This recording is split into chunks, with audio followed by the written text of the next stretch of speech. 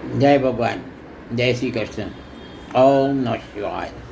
આજે આપણે કેદારનાથ જ્યોતિર્લિંગ વિશે જાણીશું.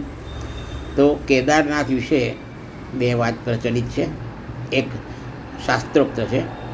સ્કંદ પુરાણના 7મા અને 8મા અધ્યાયમાં કહે છે કે જ્યાં આગળ મહાદેવજીની જટા ખંખેરી અને ગંગાજી શરૂ થયા ત્યાં મહાદેવજીનું શિવલિંગ બનાવ્યું, એને કેદારનાથ કહેવાય છે.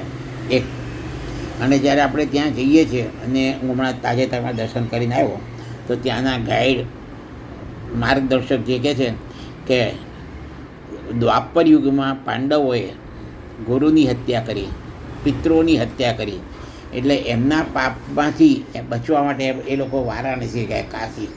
એ કાશીથી મહાદેવજી નીકળી ગયા. આગળ ચાલતા જાય એમ કરતાં જાય કેદારનાથની જગ્યા છે ત્યાં આવી ગયા.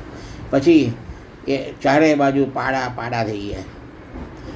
એટલે પાંડવો વિચારમાં પડી ગયા કે શિવજી કહાં ગયા.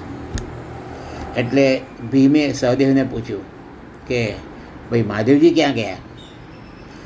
તો સહદેવ તો પૂછ્યા વગર બોલે ને, એટલે પૂછ્યું એટલે કહ્યું કે ભાઈ આ બધા પાડા છે ને, અહીં ચારે બાજુ બરફ છે, તો અહીં આટલા બધા પાડા ક્યાં હોય.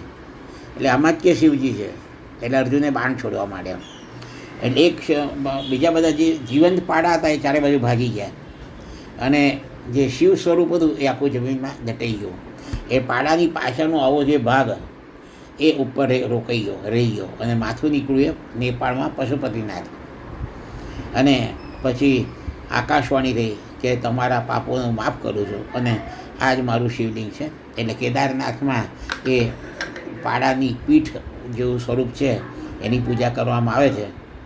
અને જે થોડું ઘણું બાણ વાગ્યું હોય એટલા માટે પાંડવોએ એના પર ઘી ચોપડ્યું, અને એમને રૂજ આવે એટલા માટે, અને પછી એના પર ધોતિયું ઓઢાડ્યું. એટલે કેદારનાથમાં ઘી ચોપડવાનું અને ધોતિયું ઓઢાડવાનું અને ભેટવાનો નિયમ છે.